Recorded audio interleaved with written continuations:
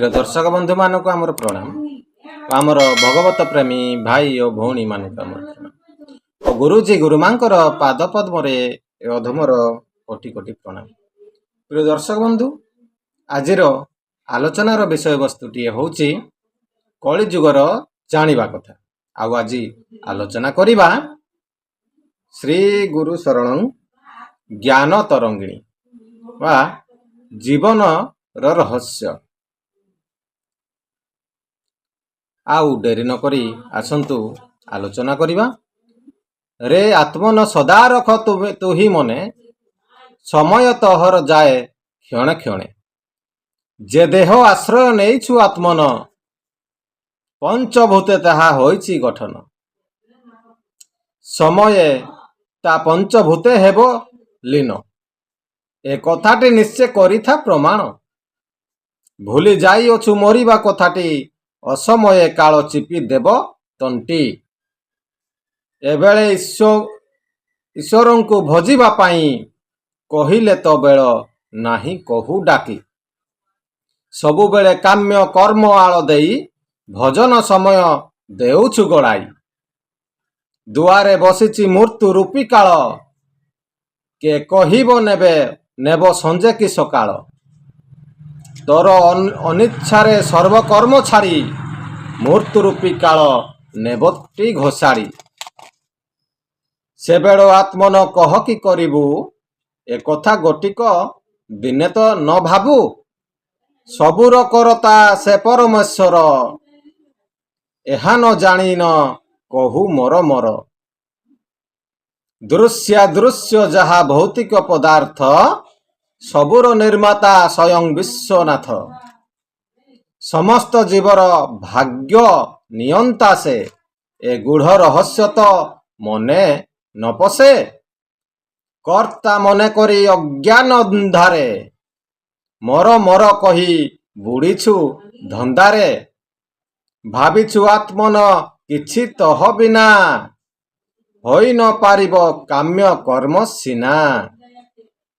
Jar माया बळे नाचई जगत सेही सर्वकर्ता थरे एहा चिंत। जहाकु आश्रय नेइछु आत्मन से देह तो दिने होइब पतन। माटी पानी वायु आकाश नले गढ़ा से शरीर चिंत तुही थरे। प्रारब्ध बेशरे ए शरीरे रही धर्मा धर्मा किछि न मानुछु तुही। तुही आत्मा मात्र एही ज्ञान छाड़ी देही ज्ञान रास्ता जाऊ अछु हुड़ी। अक्षय अवय शुद्ध अनाकार शाश्वत अनादि आत्मा स्वरूपर। परमंक अंश परमेश्वरंक अंश प्रकृति रूपा तू रहस्य न जानी माया रे पड़ीछु। एबेरे आत्मन हुओ तू जाग्रत नश्वर देहरे न हुओ आसक्त। प्रकृति इंद्रिय विभु प्रेमे रखी विषया को छाड़ न हुओ तू दुखी।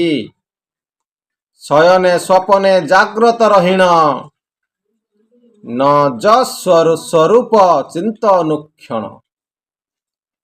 किए तू ही निजे आसीछु काहींकी किए तो आत्मीय किए सु हृदटी।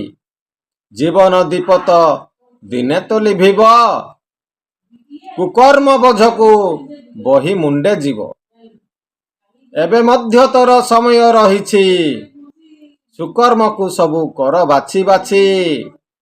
इह पर काल कर शुभमय प्रभुंक पदरे नैण आश्रय।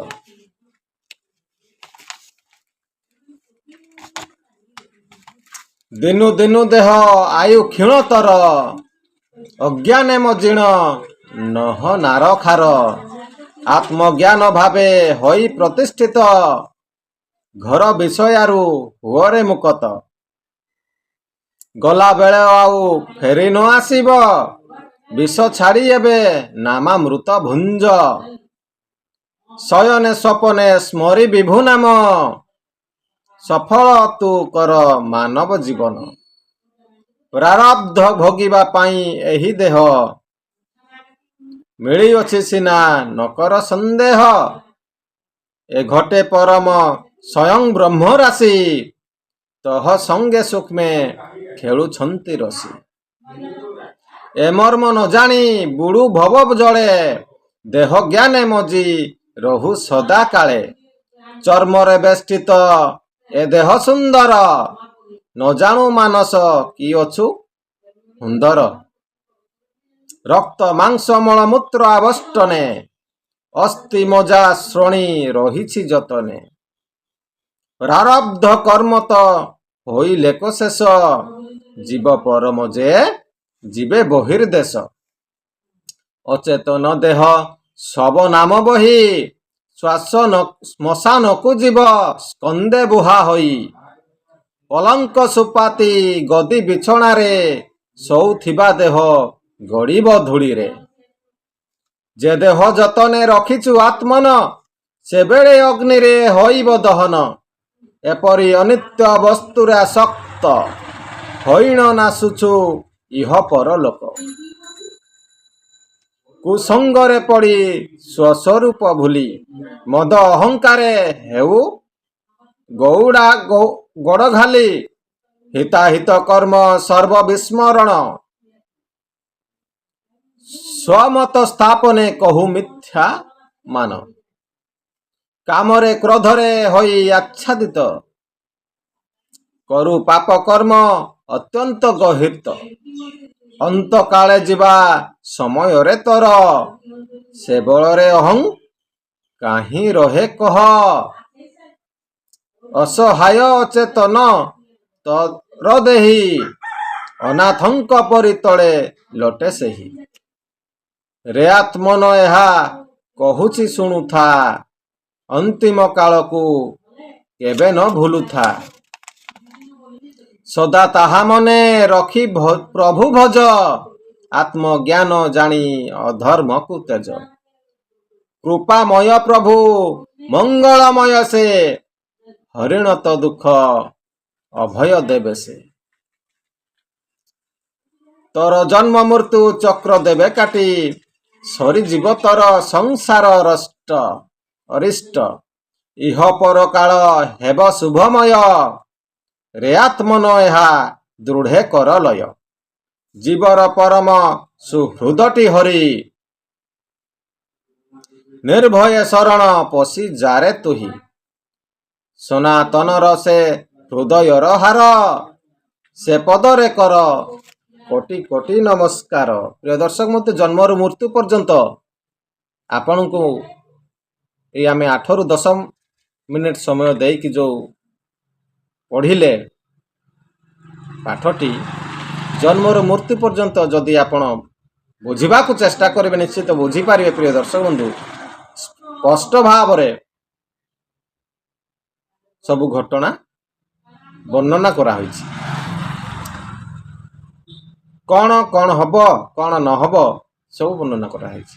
ପ୍ରିୟ ଦର୍ଶକ ବନ୍ଧୁ ଆଜିର ଭିଡ଼ିଓଟି ଆପଣମାନଙ୍କୁ କେମିତି ଲାଗିଲା ଆମକୁ ଲାଇକ୍ ସେୟାର ସବସ୍କ୍ରାଇବ୍ କରି ଜଣାଇବେ। ଆଉ ପ୍ରତ୍ୟେକ ଦିନ ଏହିପରି ନୂଆ ନୂଆ ଭିଡ଼ିଓ ନୂଆ ନୂଆ କଥା ଶିକ୍ଷା ଜାଣିବା ପାଇଁ ଆମର ବେଲ୍ ଆଇକନ୍ଟିକୁ ମଧ୍ୟ ପ୍ରେସ୍ କରିବାକୁ ଭୁଲିବେ ନାହିଁ। ପ୍ରିୟ ଦର୍ଶକ ବନ୍ଧୁ ଯଦି ଆମର କୌଣସି ଭୁଲ ହେଇଯାଇଥାଏ ଆମକୁ କ୍ଷମା କରିଦେବେ।